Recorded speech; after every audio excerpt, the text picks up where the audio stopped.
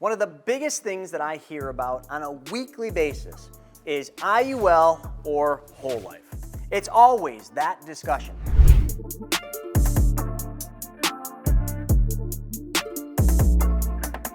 Is an IUL, an index universal life, better than a whole life, or is a whole life better than an index universal life?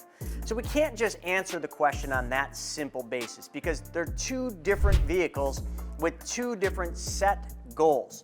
For example, an IUL is better suited by all definitions for long-term needs, maybe supplemental retirement, something 10 years out after the surrender charge. Where whole life insurance is for your whole life, but also can be designed to be better for short-term needs, like the infinite banking concepts. So both products, from a plain Jane vanilla box standpoint, both of them have problems. Okay, if you do a regular whole life from your broke-ass brother-in-law and you do a regular index universal life from your brother-in-law, both of them will not perform very well, and you'll be dissatisfied, especially if you're trying to use either one of them for the infinite banking concept. So what I figured I would do today is really put the nail in the coffin. I have gone through extensive research. I have looked at multiple IUL illustrations, which we're going to talk about today. I've even dealt with some of my friends who sell IULs, and I said, listen, I know you can design index universal lives so that you make less money in commissions by making the policy more advantageous for the client. I want one of those. So literally, I had one designed. Here it is, Pacific Life. This is on my life. It shows $12,000 in premium deposits going in. He assured me that this was the whole life destroyer. Okay? He told me this will beat any whole life. I've stripped my commissions down to as low as I can go. This policy is one of the best IULs I've ever done. Awesome. So then what I did is I just went into our handy dandy little toolbox and I designed a very similar policy. A policy for one of the specially designed whole lives that we do with one of the companies that we love. And we designed this the same way. If this was the best one that they had for IULs, well then I'm going to design the best one that we can do using a specially designed whole life. So both of them strip the commissions down to almost the lowest levels. And today we're going to look at both of them and we're going to determine once and for all which one of these two works best for the infinite banking concept. Spoiler alert, I can already tell you which one. It's the same one I've been saying for years and years and years is the best vehicle for the infinite banking concept. But I just know some of you won't take my opinion. You want the facts. So here today, I'm going to give you the bloody facts. So the first thing I think we really must do is we must talk about the two products we're discussing. We're talking about an indexed universal life, Exhibit A. And then we're going to talk about Exhibit B, which is a specially designed and engineered whole life policy. But what is the difference between the two products? A lot of people don't even understand that. First off, an index universal life is one of the #1 sold permanent life insurance policies in the industry. And I will tell you exactly why. Because the IMOs and all the brokerages out there are pushing this product because it hands down is sexy. Or at least they can make it sexy because they can put and dial whatever return they want within the guidelines. So they can make this thing as sexy as they want by dialing the numbers to be whatever they want for the participating rate of return. But then you got the whole life insurance policy. There's nothing sexy about a whole life. It's a guaranteed interest rate that the insurance company guarantees you, and then they pay you a dividend each year, which the good news about dividends right now is as of just a couple weeks ago, the insurance company started declaring dividends. And guess what? They're going up. Now that shouldn't be any surprise because dividends have been coming down for the last 20 plus years because we've been declining in interest rates. Now that bond rates are going up, it's of course natural that dividends rates are starting to go up. But I'm going to give you the rates before they go up. But that's it. A whole life is boring, and an IUL, because of the dial on the participating rate of return, they can be sexy, and oh, are they ever sold to be the greatest thing since sliced bread. But what else about IULs would make them one of the #1 sold products in the marketplace? Could that just be commissions? You think commissions have anything to do with it? No, of course not. An agent and an advisor would never sell a product just because it pays them a lot more, would they? Well, I don't know. But we're going to find out. But you know who else is going to find out? Finra. They've already found out. They've seen what's going on in the industry, and they've definitely taken a hold of this to a certain extent. See, Finra has written some reports of which I have highlighted, and if I may, this is in regards to index universal life. If I can just hit on some of these things that Finra said, and this is old. This is January 2nd, 2014. But you see, Finra has done a lot of other reports about index universal lives, but I'm just going back to the origins, and I just want to hit some of these. So first thing, business conduct priorities. The drivers for these concerns include macro and microeconomic factors. You're like, I don't care what that means. Great, let's go to suitability because that should matter to you. Finra remains concerned. Finra's concerned about the suitability of recommendations to retail investors, you and I, for complex products. Complex? Holy crap, is this complicated? But we'll just go through and we'll just talk about the illustration. We're going to spend a little bit of time with me educating you on IUL so you can see through the smoke and mirrors of the excitement in the sales pitch, and you can understand what you don't understand, what Finra is calling complex products whose risk-return profiles, including their sensitivity to interest rates, underlying product or index volatility, fee structures, it should say fee structures for index universal lives, and complexity may be challenging for investors to understand. These concerns are magnified when there is a strong incentive for the firm or registered representative to recommend the product because of its fee or compensation structure. Finra's onto something here. Continuing on. In some cases, the challenge of understanding products may be exacerbated by disclosure practices that are ineffective. We'll hit those. Ineffective could also mean like complicated. You can't understand it, but the insurance company's team of attorneys and actuaries, the nerds, they understand it, but you won't. And I'll read some of that language and see if you guys understand it. Giving the proliferation of complex, why do they gotta use big words? Of complex products recommended to retail investors, we intend to focus on examinations on the manner in which these firms disclose material risks to investors and the policies and procedures surrounding those disclosures. Finra urges firms to evaluate how to make disclosure more effective for retail investors through at least and including a balanced discussion of the risks and potential negative scenarios that might result in customer losses or in customer not getting what is illustrated. So, in the current investment environment, there are potential downside risks to the interest rate sensitive fixed income products, this would be considered that, and possible adverse impacts to equity markets that could arise from an unanticipated rapid or uncontrolled shift in the interest rate environment. What's happened since 2014 to interest rates? Would anyone say that that's been unanticipated, rapid, or an uncontrolled shift in the interest rate environment? Yep, check, check, and check. Moving on. All right. So here, let me just go to one other one.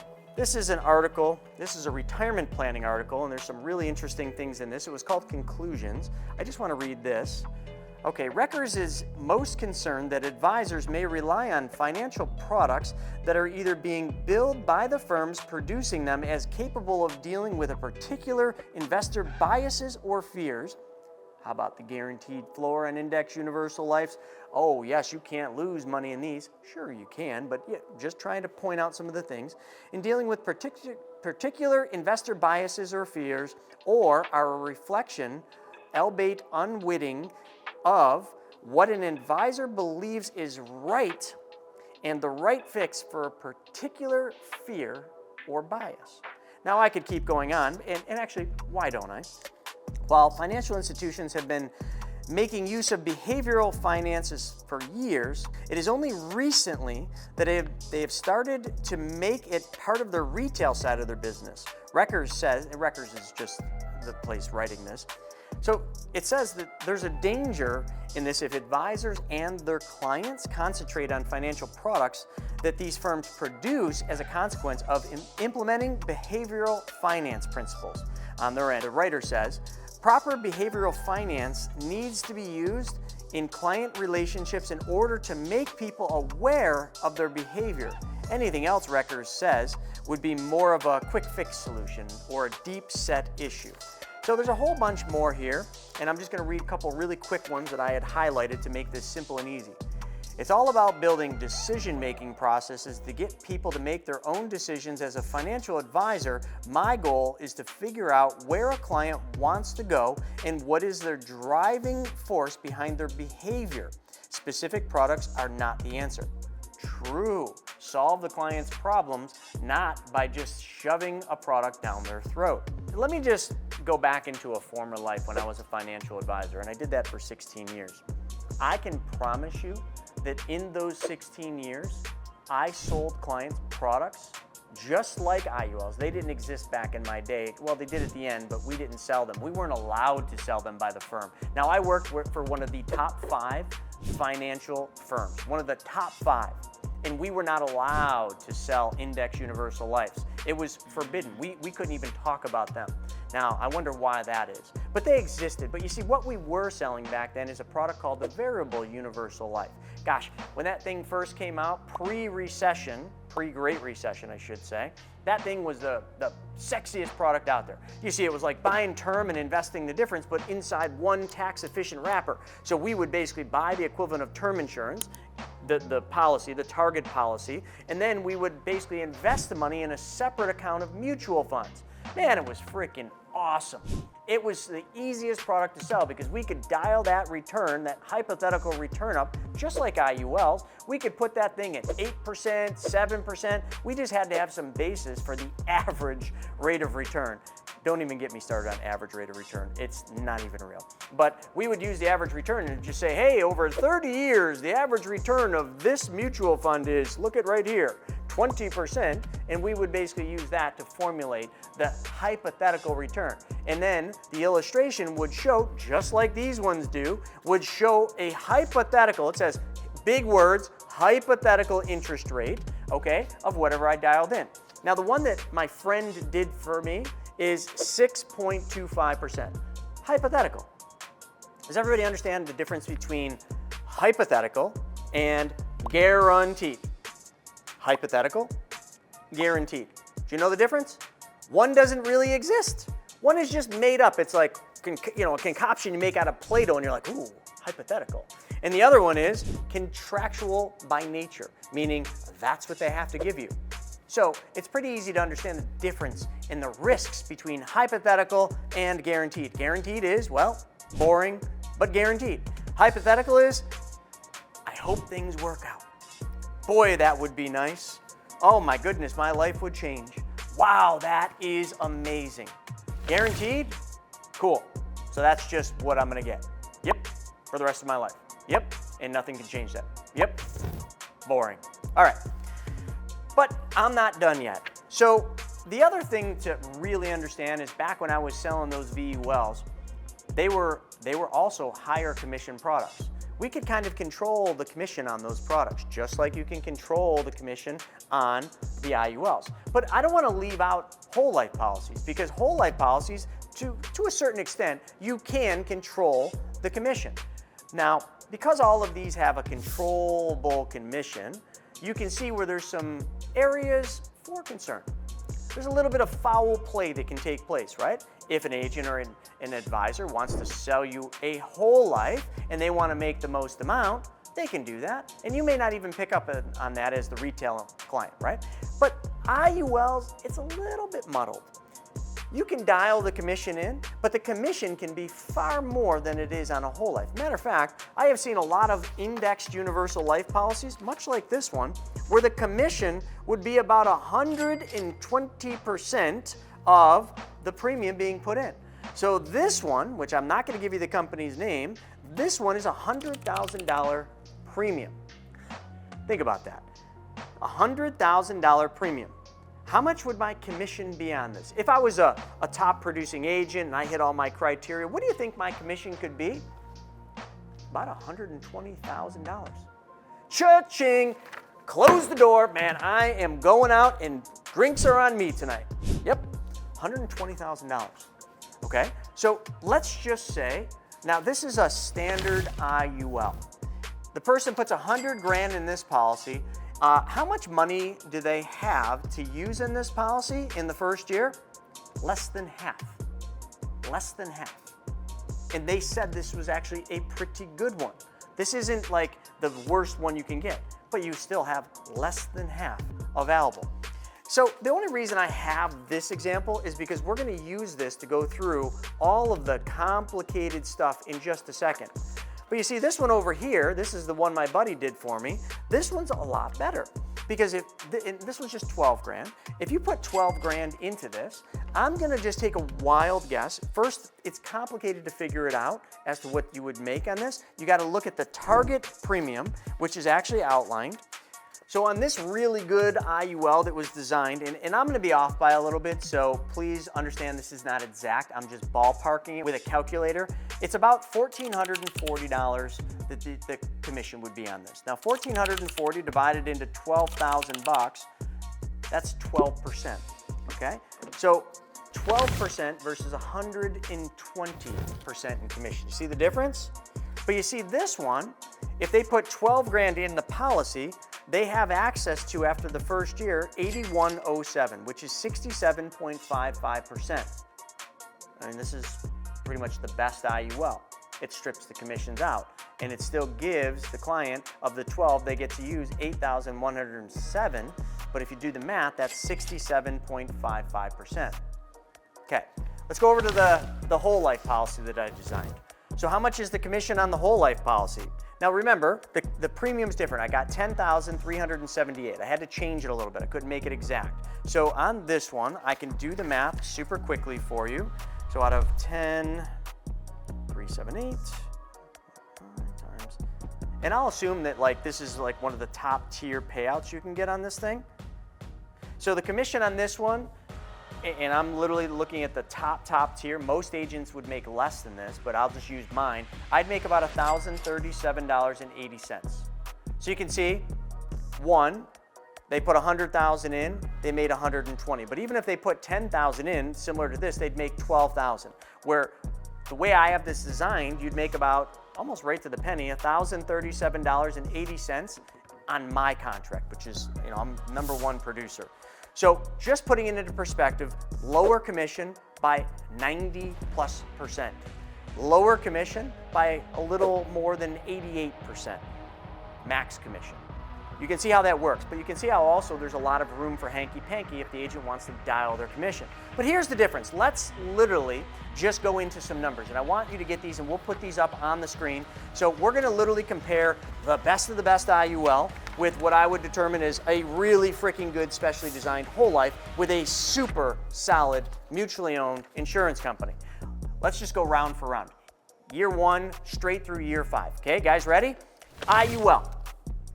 Based. Now, I gotta give you a disclaimer. This IUL is based on a hypothetical interest rate of 6.25%, which means the index that this is being invested in or participating in is a better word. So, and I'm also assuming 100% participation. That's assuming Pac Life lets me participate in that index to 100%. Not all of them do that. Some of them are 80 or 90%, but I'm assuming 100%.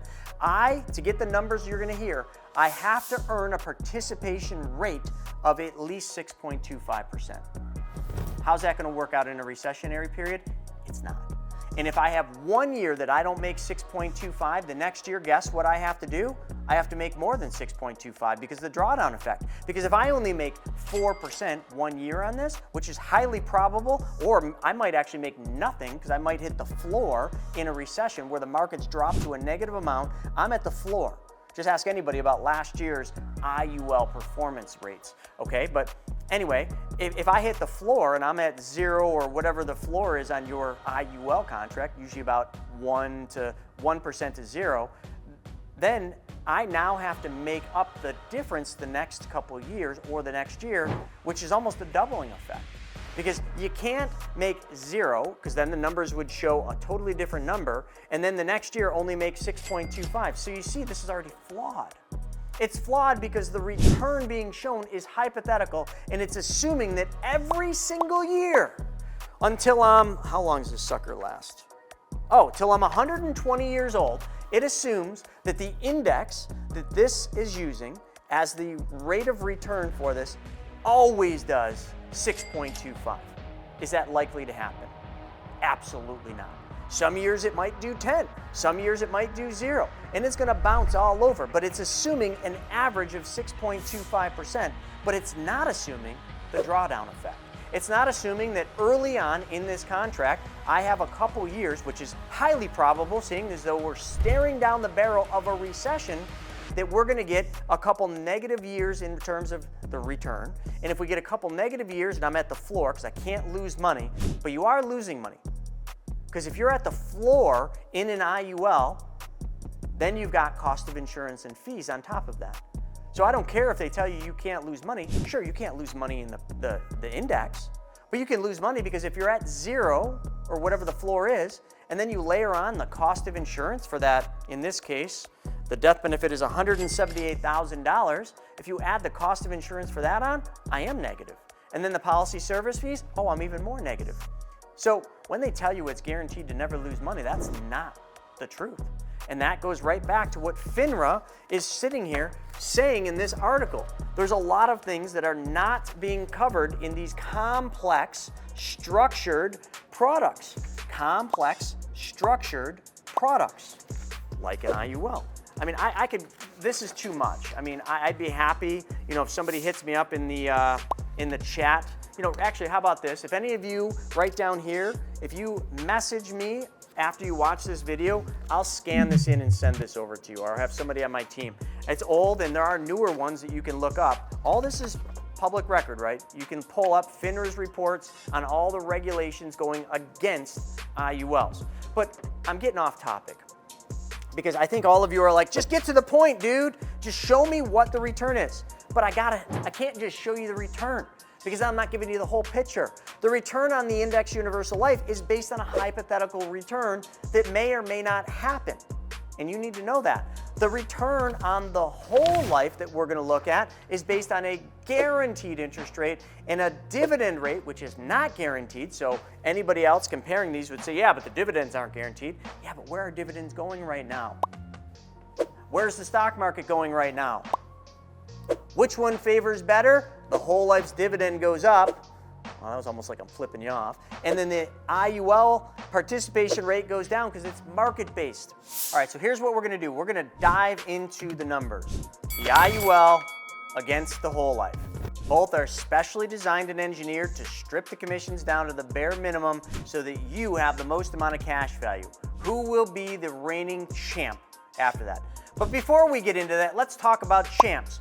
I need all of you to be ready for this. So I need you right now to subscribe to this channel, but not just subscribe. There's a little bell up top. This is where you get to be the champ, and you get to... All right, I got a little carried away, but nobody was harmed in the making of that subscribe. But make sure you subscribe. Let's get into these numbers. All right. The hypothetical rate of return on the IUL is 6.25. In year one, we put $12,000 in. How much money is available to be taken out? $8,107. Now, I got to do this in percentages because we're talking about different premium deposits. 67.55% of the amount you put in can be taken out of the IUL. That's not bad. I mean, this one right here is less than 50%, so 67 is better than that. But the whole life, designed the way that we did it, has 88.3%. We put 10,378 in, and we can take 88.30 at the end of year one. So 88.3 versus 67.55. Who wins in year one? The whole life. And it is also more secured. We're not based on hypotheticals here.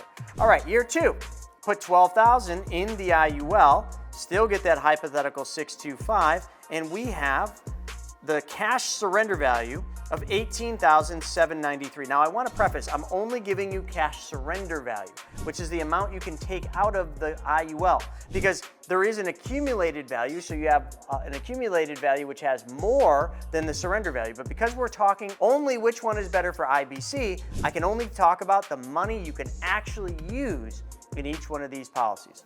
So year two, you put in 12 and you can take out 10,686, that's 89%. Certainly better than 67, but let's come over here to the whole life. We put in 10,378 and we can take out, drum roll please, 9,801, 98%. So year two, 89, 98, the whole life wins in the second year. So let's go rapid fire. Year three, the IUL, I put in 12,000. I can use 11,243 of cash surrender value. That's 93% of what I put in that year. The whole life, I put in 10,378. And how much can I use? I can use 10,262. That's 98%. Year three, the whole life wins. And now let's just go side by side, okay? Just watch the numbers.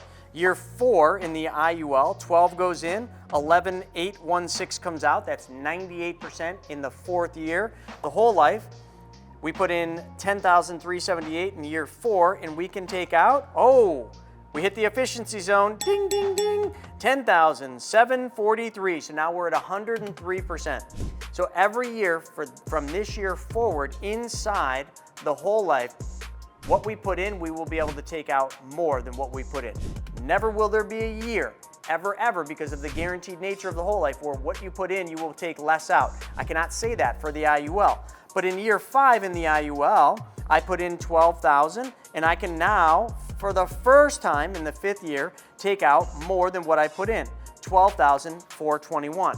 But let me go to page two, because that may or may not be the truth. So now we got to go into the disclaimers and the disclosures on the IUL.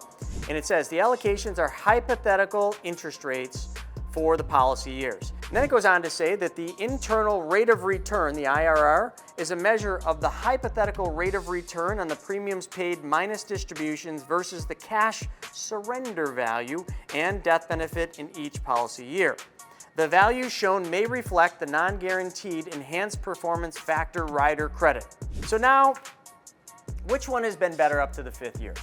Clearly, the whole life, because in the fifth year, the whole life, we put 10,378 in, and we can take out 11,269 in the fifth year. That is 108%. Where over here, the IUL, the fifth year, we put in 12, we can take out 12,421. So let's just figure that one out, because I didn't do that math yet. It's simple, folks. You just take the amount that is in there, hypothetical, 12,421, that's the amount they say I'm going to have, and you divide it into what you put in that year. 103. So 103 hypothetical versus 108, a lot more certain. Anyway, we could play this game every year, which I did, but every single year, the whole life beats the IUL. It's just math, folks. And the whole life is more guaranteed in nature than the IUL. The IUL maybe could do better than this, but more than likely, because of what's coming up in the economic cycle, will do worse. But hey, let's keep it all equal. Let's just go down to the 10th year and do a summary, right? I just want to do a 10-year summary, okay? 10th year. Inside the IUL, we put $120,000 into the IUL. I'm just going to do cumulative return, because every single year we had more cash in the whole life than we did in the IUL, and the IUL was based on a hypothetical return. And also, they haven't done it yet, but I think this company in the whole life probably will increase dividends, but that's hypothetical too. Back to the IUL, put 120 in. How much money do we actually have in cash surrender value after the 10th year, or in the 10th year? 126,733. Okay, so we put 120 in, we got 126,733. That means we made $6,733. That's a 5.6% cumulative return over the 10 years, okay? Now let's come over here to the whole life. The whole life, we had put in a total of 103,780 by the 10th year. We have 115,792. So we made $12,012. That's an 11.5% cumulative return. 11.5 versus 5.6. But there's one thing I have not mentioned. I have not mentioned the death benefit. The death benefit in the whole life in the beginning is more than the death benefit in the IUL. It's more. And it continues to be more all the way up until, well, every year. The whole life has more death benefit. By the 10th year, the IUL has gone from $178,000 death benefit to $304,000, hypothetical, and the whole life has gone from $192,117 year one to $363,940. So we got more cash, we got better guarantees, we got more liquidity in every single year, and we got a higher death benefit? I mean, what more do I need to tell you, folks? Which one would you use for the infinite banking concept? This is the best that they've got, so they said, okay? My friend did that, stripped his commissions down. Now, if I may, to sum this thing up, because I'm sure there's gonna be a lot of questions and we'll do our best to answer your comments down below. You can just put questions and comments, but listen, like I'm giving you the facts here. These are off 2 illustrations done by, one by me, stripping the commission out, and the IUL one, I had somebody do it. Listen, like I said, give me the best you got, and that's what they did. But here are some of the things you may not pay attention to. This is where those Finra recommendations and those Finra concerns came from. So let's just go through this policy illustration. And now this is a company that we're not going to mention, but I just want to go through and talk about some of the language in here, and then we're going to wrap it up with this, okay? This illustration is not intended to predict or project actual performance.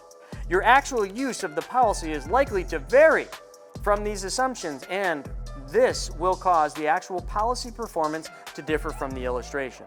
So they're outright telling you that the illustrated numbers are going to be different. But I guess you could say that about the whole life too. But right now, 2023, the differences will more than likely be increases in dividends, not decreases in participation rates.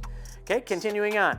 Down here, there's another one, the non-guaranteed values in this illustration, yada, yada, yada. And then it goes on to say, however, non-guaranteed elements are likely to change from time to time. This means the actual results will be more or less favorable than those shown. But hey, at least he said more or less. Going on to the next page. This is where we get into policy crediting disclosure. This is where you won't understand anything that I'm telling you, but I'm going to read it anyway. Okay? Administration and insurance charges will be deducted from your policy's accumulation value each month. In addition, transaction charges may apply if you request changes to be made to your policy. This is good. Pay attention. Your policy will remain active as long as the accumulation value less any policy loans and accrued interest remain greater than 0. Remember, I said you could go below 0. Because if you got a 0%, if you hit the floor, and then the policy service fees, the policy cost of insurance, all these other transaction charges, they could bring you below 0, and your policy would lapse. Okay, going down here. This one is the indexed account A2 S&P 500 with 100% participation rate. Not bad. That means you're participating 100%. And then it goes down here, indexed account A2, underlining index, S&P 500, participation rate 100, current growth cap 100, segment guaranteed interest rate 0, and allocation percentage 100%. That's okay. This is intended to show that the interest crediting rates can vary widely from year to year, and as a result, the amount added to the accumulation values can vary widely from year to year. These examples below assume a growth cap of 14% and a floor of 0. So a floor of 0, can't lose, and a growth cap of 14, and are in no way indicative of actual or expected results. Values do not reflect insurance charges, fees, or expenses.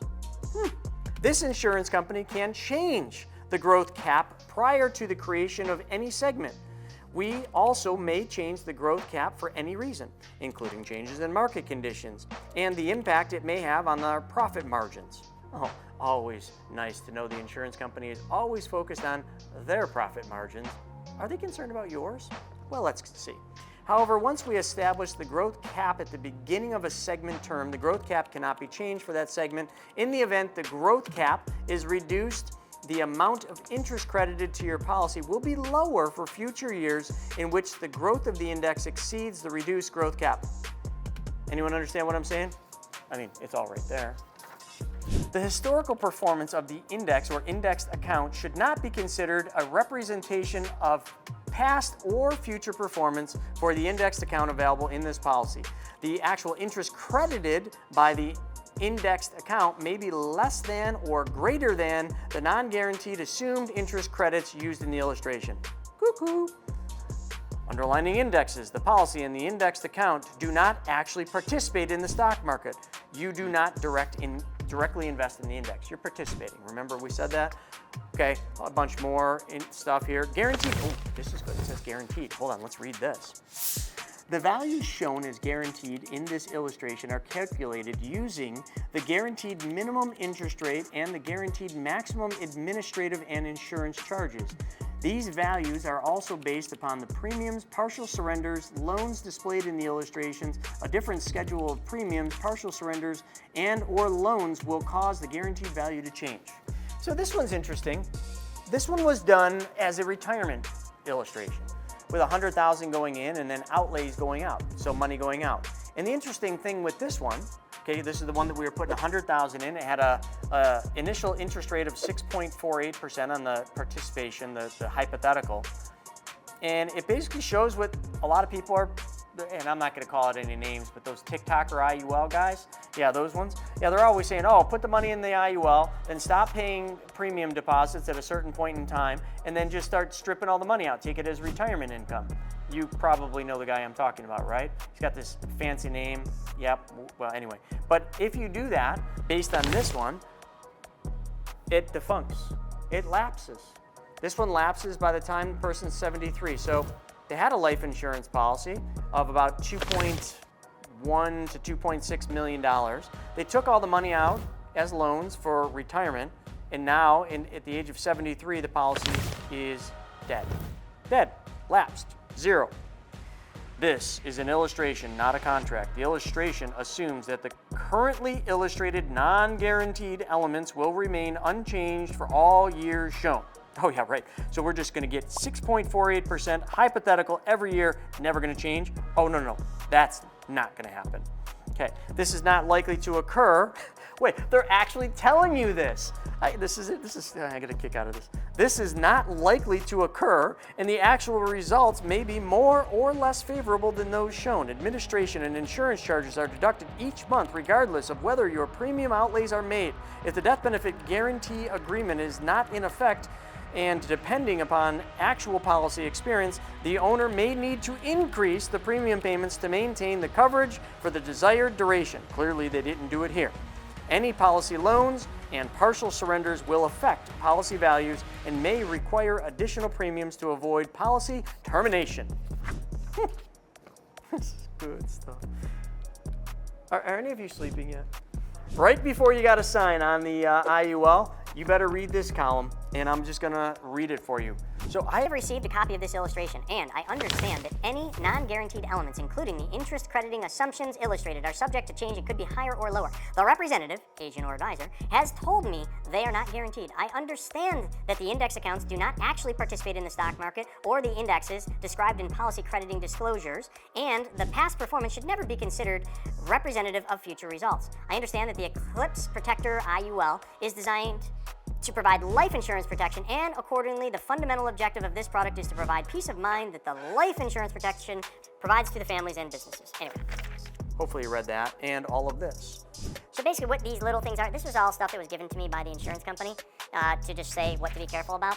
So essentially, what they showed us is all the disclosures, all the things you need to be considering, but they also showed us that that one, in one of the longest bull runs in history, didn't perform as it was illustrated.